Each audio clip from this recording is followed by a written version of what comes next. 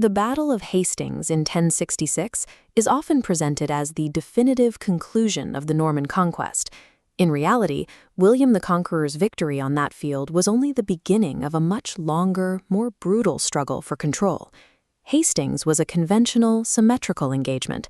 It featured two recognized armies meeting on a defined battlefield, operating within the established rules of 11th century warfare. But the years immediately following were anything but stable.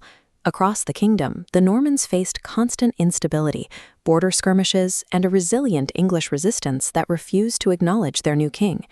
Traditional military tactics, the same ones that won at Hastings, repeatedly failed to secure William's hold over the outer provinces, where localized insurgencies used the terrain to their advantage. By the winter of 1069, William realized he needed a different approach. He launched a campaign that would be remembered not for its battles, but for its total devastation, the harrying of the North. This was not a series of military engagements. It was a deliberate, state-sponsored operation of scorched earth, targeting the foundations of Northern society. William's goal was to neutralize political rebellion by systematically eliminating the region's physical capacity to sustain human life. To maintain control in a hostile territory, the Normans shifted their focus from fighting insurgent armies to dismantling the physical infrastructure that allowed those armies to exist. In 1069, the North was a vast, culturally distinct region, stretching from the Humber estuary to the River Tweed. The geography itself was a barrier to Norman rule. Communication with London was slow, and the lack of reliable roads made moving a heavy medieval army into the region a high-risk logistical operation. Culturally, the North was isolated as well. Its Anglo-Scandinavian population held closer ties to Viking traditions than to the southern politics of the Wessex kings.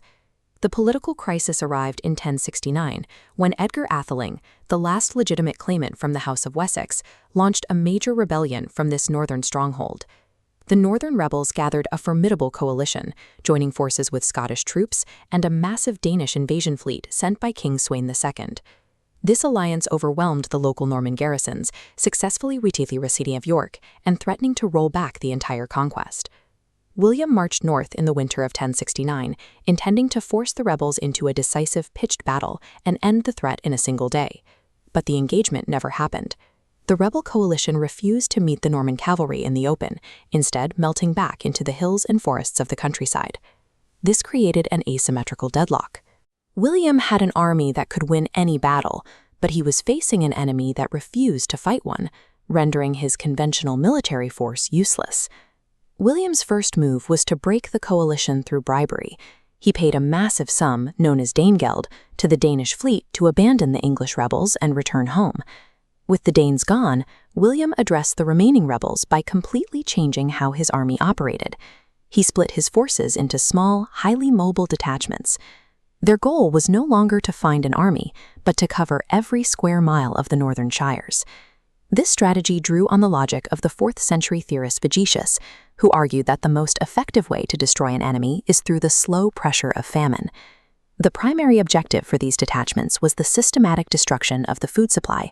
Every grain silo and barn from the Humber to the Tees was to be found and burned. They then moved to the secondary objective, the deliberate destruction of irreplaceable farming implements.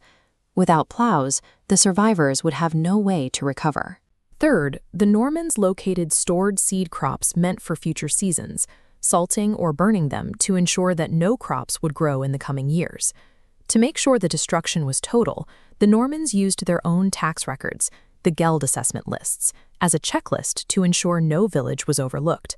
This wasn't random pillaging. It was a highly organized, bureaucratic task carried out with the clinical efficiency of a modern logistics operation. By focusing on the plows and silos rather than the rebels, the Normans turned the environment itself into a weapon. The timing of the campaign was a lethal calculation. By executing these raids during the winter of 1069 to 1070, William maximized the biological impact on the population. Winter made foraging impossible. The northern population was trapped in a landscape that had been stripped of every available calorie. Norman troops followed this by slaughtering all domestic livestock. They removed the last mobile food source, leaving no breeding stock for the spring. The result was a mathematical certainty. Any civilian who survived the initial raids was now almost guaranteed to starve. Primary accounts from Simeon of Durham and Orderic Vitalis describe desperate refugees fleeing as far south as Worcestershire to escape the famine. The chronicles record a descent into total biological desperation, with reports of populations eating horses, dogs, and eventually resorting to cannibalism. Modern estimates place the civilian death toll at over 100,000 people. In the 11th century, 100,000 deaths represented roughly 4.5% of the entire population of England. This mass starvation was not an accidental byproduct of the war. It was the explicit, calculated objective required to permanently break the resistance of the North. By 1086, 17 years after the winter raids, William's control over England was absolute. The king now needed to understand the true financial capacity of his kingdom to ensure he was extracting the maximum possible tax revenue. He commissioned the Great Survey, a massive bureaucratic effort to log every acre of land, every head of livestock, and every peasant in the realm. The result was the Domesday Book, the definitive physical ledger of the Norman conquest.